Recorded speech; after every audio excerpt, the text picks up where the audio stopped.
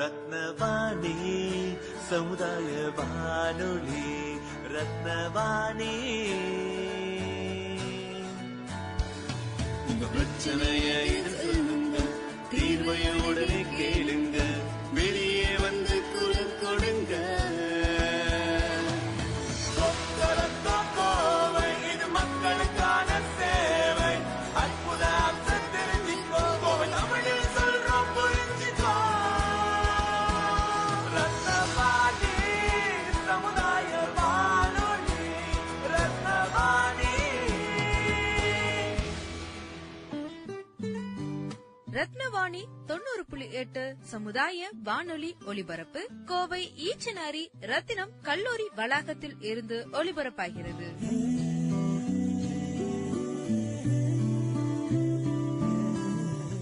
வணக்கம். ரத்தினவாணி 90.8 சமுதாய வானொலி, விக்யான் பிரசார் மற்றும் அழகப்பா பல்கலைக்கழகம் இணைந்து வழங்கும் ஆன்றோர்களுக்கான சிறப்பு நிகழ்ச்சி அனுபவ் என்னும் இந்நிகழ்ச்சிக்கு உங்களை வரவேற்கிறோம். வாருங்கள் வாருங்கள் நண்பர்களே, கூடுங்கள் கேளுங்கள் நண்பர்களே. வாருங்கள் வாருங்கள் நண்பர்களே, கூடுங்கள் கேளுங்கள் நண்பர்களே.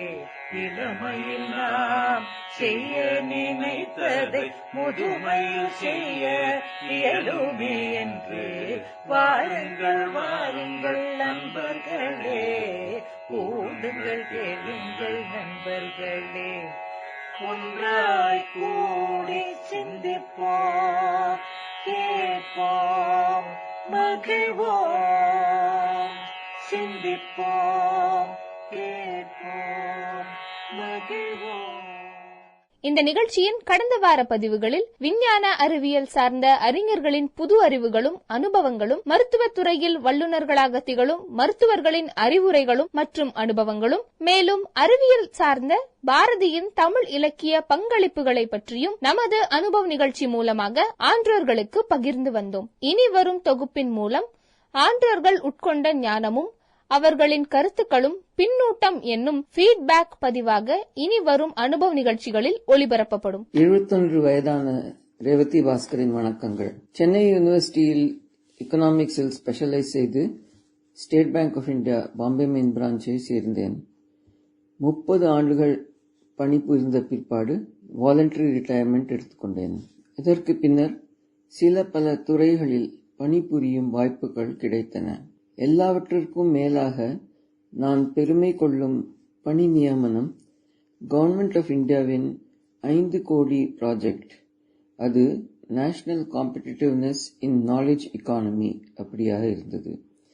அதில் கிடைத்த மகத்தான அனுபவங்களும் மகிழ்ச்சியும் தான் நான் ரொம்ப பெருமைப்படும் விஷயங்கள். என் கணவரும் ஸ்டேட் பேங்கிலிருந்து ஓய்வு பெற்ற பின்னர் 11 வருடங்களுக்கு முன்னால் இங்கே கோயம்புத்தூரில் கோவை S3 ரிட்டையர்மெண்ட் கம்யூனிட்டியில் செட்டில் ஆகியிருக்கிறோம். எங்களுக்கு 2 மகள்களும் 3 பேத்திகளும் உள்ளனர். துரதிருஷ்டவசமாக என்னுடைய கணவர் என்னுடன் கிட்டத்தட்ட 50 ஆண்டுகள் இருந்த பின்னர் கோவிடால் நோய்வாய்ப்பட்டு காலமானார். இப்பொழுது அவருடைய அக்காவும் நானும் கோவை S3 ரிட்டையர்மெண்ட் கம்யூனிட்டியில் வாழ்ந்து கொண்டிருக்கிறோம். அனுபவ் பிரசார் மூலம் ரத்னவாணியின் தயாரிப்பில் பாரதியார் யூனிவர்சிட்டியின் துணைவேந்தர் மாண்புமிகு டாக்டர் பி. காளிராஜின் உரையாடலை கேட்கும் சந்தர்ப்பம் கிடைத்ததற்கு மிக்க மகிழ்ச்சி. ரத்தினம் காலேஜ் சமுதாய வானொலி நேயர்களுக்கு என்னுடைய அன்பு வணக்கங்கள். இந்த நிகழ்ச்சியானது நமது மூத்த குடிமக்கள், அதாவது சீனியர் சிட்டிசன் அவர்களுக்காக சமர்ப்பிப்பது எனக்கு ரொம்பவும் மகிழ்ச்சியா இருக்குது. ஏன்னா மூத்த குடிமக்கள் அவர்களுக்கு முதிர்ந்த அறிவும் பகுத்தறியக்கூடிய திறனும் கொண்டவர்கள். அவர்களுக்கு குடும்பத்துல பல வேலைகள் இருந்தாலும் கூட ஒரு சில நேரங்களை ஒரு விஞ்ஞான வளர்ச்சியை பற்றியோ அல்லது சமுதாயத்தில் நடக்கக்கூடிய முக்கியமான நிகழ்ச்சிகளை பற்றியோ தெரிஞ்சுக்கிறதுக்கு ரொம்ப விருப்பப்படுவாங்க. அது இன்றைய காலகட்டத்தில் டிஜிட்டல் டிரான்ஸ்ஃபர்மேஷன் 4வது தொழில் புரட்சி. எப்பயுமே கல்வியானது தொழில் புரட்சி சம்பந்தமாகவே இருக்கும். தொழில் புரட்சியினுடைய அடிப்படையில தான் கல்வியை நம்ம மேப் பண்ணணும். Mapping the education with industrial revolution. மாண்புமிகு துணைவேந்தர் அவர்கள் மிக அருமையாக உரையாற்றினார். கோவிட் காரணமாக எல்லா படிப்புகளும் இப்பொழுது ஆன்லைன் மூலமாக நடத்தப்படுவதனால் அதனுடைய லாபங்களை பற்றியும் பேசினார். வீட்டில் இருந்தவாறு இல்லை வண்டியில் சென்று கொண்டிருந்தாலும் வகுப்புகளையும் அட்டெண்ட் பண்ண முடிகிறது, மீட்டிங்களுக்கும் பங்கேற்க முடிகிறது என்று சொன்னார். அவரே 2 மணி நேரத்தில் 5 மீட்டிங்கில் பங்கேற்க முடிந்தது என்று வியக்கத்தக்க விஷயத்தை சொன்னார். அந்த 2 மணி நேரமும் நம் நாட்டில் மட்டுமல்ல, சிங்கப்பூர் மற்றும் பல நாடுகளுடனும் அவர் பேச முடிந்தது.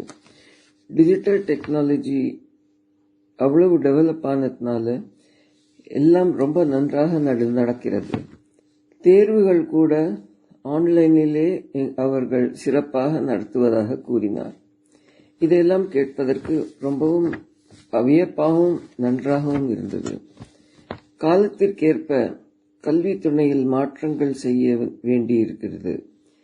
அதில் பாரதியார் யூனிவர்சிட்டி நம் நாட்டிலேயே முதன்முறையாக ஓபன் புக் எக்ஸாம்ஸ் பல சப்ஜெக்டில் அறிமுகப்படுத்தினது மிகவும் பெருமைக்குரிய விஷயம். மேலும் டிஜிட்டல் டிரான்ஸ்ஃபர்மேஷன் இந்த பல்கலைக்கழகம்தான் முதலாக நம் நாட்டிலேயே செயல்பாடில் கொண்டு வந்திருக்கிறார்கள். கல்விக்கும் வேலை வாய்ப்புக்கும் ஏற்றமாறு ஜாப் ஓரியன்டட் சர்டிபிகேட் கோர்சஸ் பற்றி விரிவாக கூறினார். கோவை கல்விக்கும் தொழிலுக்கும் பேர் போனதால் கோயம்புத்தூர் எஜுகேஷனல் ஹப் ஒன்றை நிறுவனம் செய்திருக்கிறார்கள். இதற்கு government of India glue grant கொடுத்திருக்கிறது.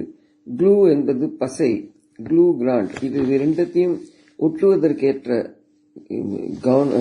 எஜுகேஷனல் இன்ஸ்டிடியூஷன் அண்ட் இண்டஸ்ட்ரி ரெண்டுத்தையும் சேர்த்து வைக்கிறதுக்கு இது ஒரு மிகவும் புதிய முறையாக இருக்கிறது. ஒரே குடையின் கீழ் மல்டி டிசிப்ளினரி எஜுகேஷன் கிடைக்க வழிவகுத்தது மிகவும் பாராட்டத்தக்க விஷயமாகும்.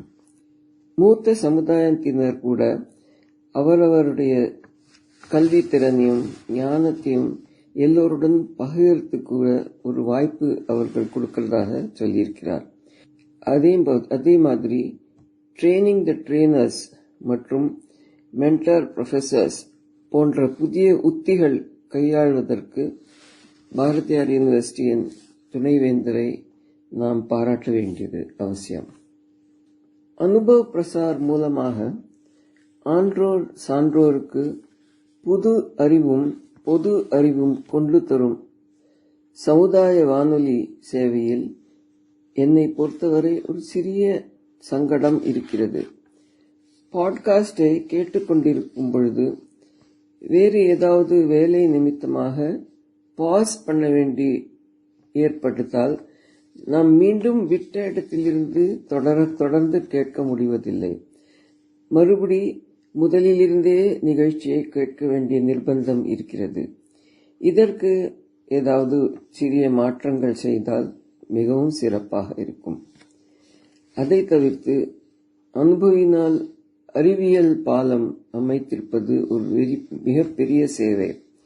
விஞ்ஞானம், ஆரோக்கியம், பொது அறிவு நிகழ்ச்சிகள், இதன் கூட கலை சார்ந்த நிகழ்ச்சிகளும், பட்டிமன்றம், வில்லுப்பாட்டு, கதைப்பாட்டு போன்ற வகைகள் ஊக்குவிப்பதற்கு மிக சிறந்த முயற்சியாகும். செவிக்கு உணவில்லாத பொழுது சிறிது வயிற்றுக்கும் ஈயப்படும் என்ற குரலின்படி இந்த சமுதாய வானொலி சேவை செவிக்கும் மதிக்கும் விருந்து படைப்பதினால் நிகழ்ச்சி தொகுப்பாளர்களுக்கு மிகவும் மிகவும் பாராட்டுக்கள். இதே போன்று தேசிய சுய பாதுகாப்பு நிறுவனம் சமுதாய நிதி மற்றும் அதிகாரங்கள் அளித்தல் அமைச்சரகத்தின் கூட்டு முயற்சியால் அனுபவ் பேன் இண்டியா ப்ராஜெக்ட் திறமையாக செயல்பட துவங்கி இருக்கிறது. இதுவரை பல இடங்களில் ஆடியோ ஸ்டுடியோ நிறுவனம் செய்யப்பட்டுள்ளன. இந்த பாட்காஸ்ட் மூலம் சான்றோர் தங்கள் அறிவு திறனையும் கலை திறன்களையும் வெளிப்படுத்த வாய்ப்பு கிடைத்திருக்கிறது.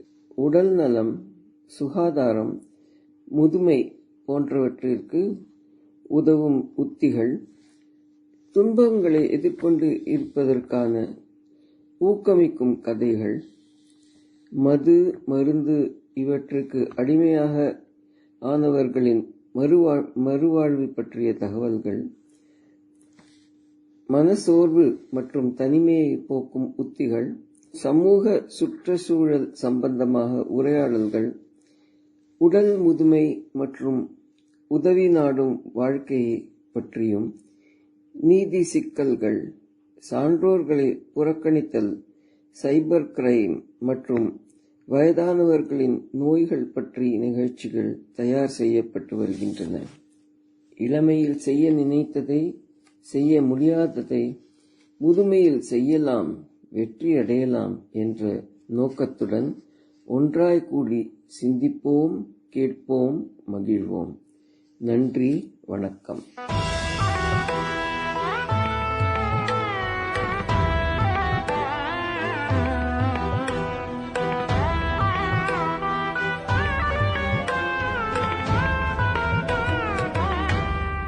இந்திய அரசாங்கத்தின் அறிவியல் மற்றும் தொழில்நுட்பத்துறை என்னும் டிபார்ட்மெண்ட் ஆஃப் சயின்ஸ் அண்ட் டெக்னாலஜியால் நிறுவப்பட்ட விக்யான் பிரசார் என்னும் துறை மற்றும் அழகப்பா பல்கலைக்கழகம் இணைந்து வழங்கும் 60 வயதிற்கு மேற்பட்ட ஆன்றோர்களை உள்ளிணைக்கும் புதுமையான சமுதாய வானொலி நிகழ்ச்சி அனுபவ் என்னும் இந்நிகழ்ச்சியின் அடுத்த அத்தியாயத்தில் உங்களை சந்திக்கிறோம்.